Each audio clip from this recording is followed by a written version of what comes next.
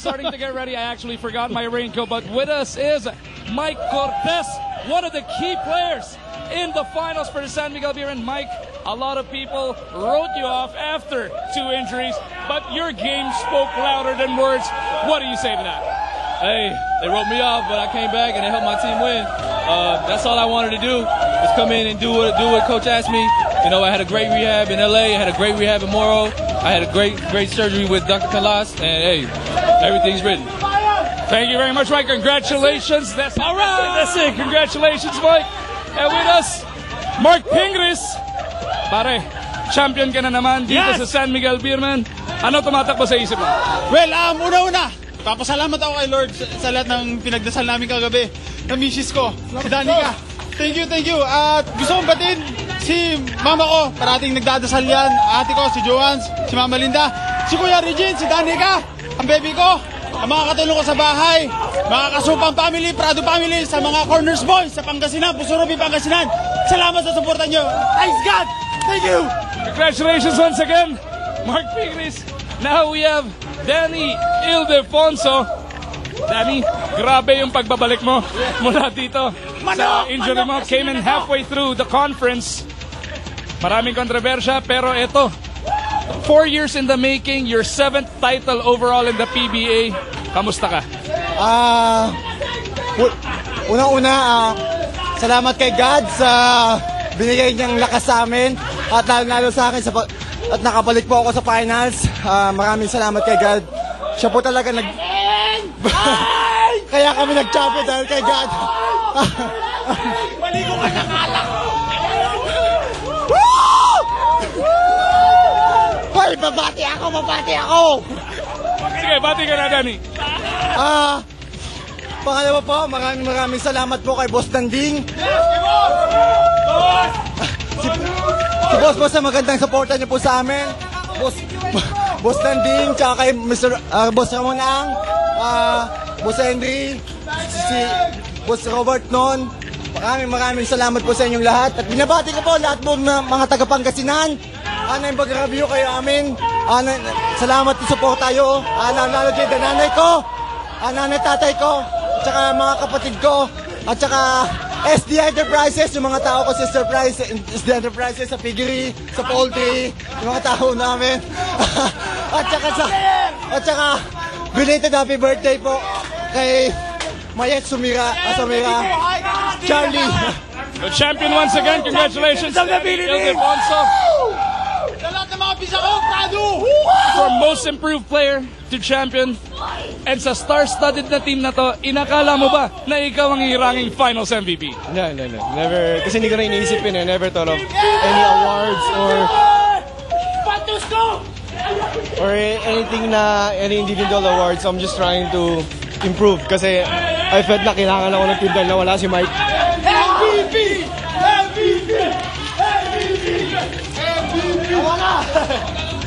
So, yun. So, I'm just... Okay ka ba? Okay lang. Congratulations once again. What a banner year for you. Ganito ba inisip mo nung pumasok ka sa PBA? Hindi. Kasi star-studded nga. So, trying to learn from everyone. Trying to find yung role ko. Kung ano yung matutulong ko sa team. Then, yun. It just happened na nag-improve. Then, everything fell into place. Congratulations once again, Jonas Villanueva. Babati daw muna. Pasalamat daw sa daddy ko, sa mga taga-Bukawi, Bulacan, kay Mary John, sa Sibak Party List, kay Congressman Joel, sa buong Villanueva family, sa suporta nila. They always believed in me. So, thank you sa inyo lahat. So, that is what's going on right now from over here at the San Miguel Dugout. Punta muna tayo kay Miko and Jason, but we gotta Ito. Okay na?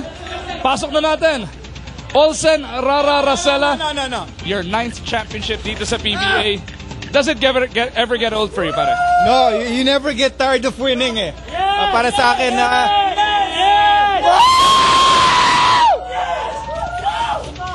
Masarap maligo sa San Miguel Beer eh.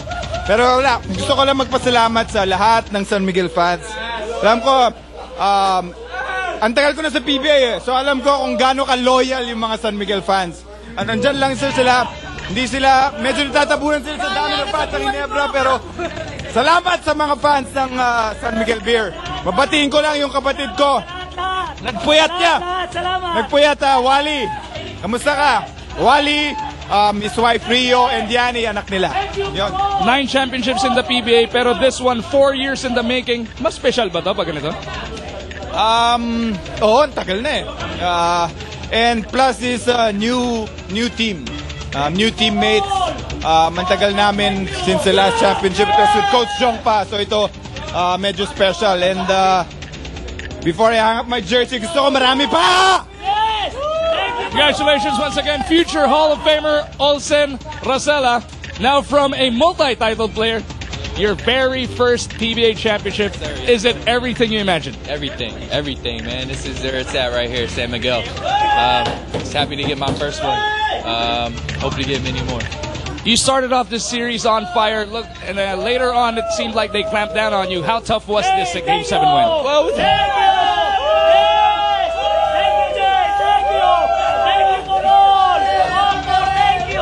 Well, I mean,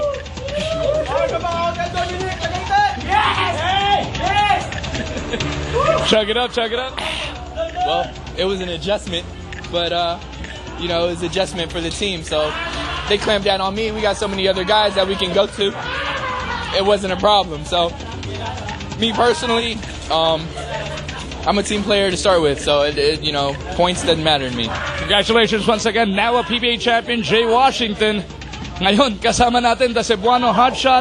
You were, matatawag natin with San Miguel, dun sa tinatawag nating dark years. 4 years in the making, second PBA championship mo. Ano mensahe mo sa fans ng San Miguel?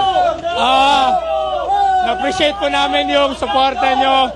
I mean, mga kaibigan ko, mga taga Cebu, na they were really praying for this. Yung family ko, they were waiting for so long. Yung mga fans, na-appreciate namin yung love and support nyo. And ito na po yung naibigay na po namin yung championship and sobrang sarap. Mga kaibigan ko sa Florida, sa Vegas, California, kita tayo dyan, taga Cebu. I love you. Congratulations once again, Don Don. Thank you.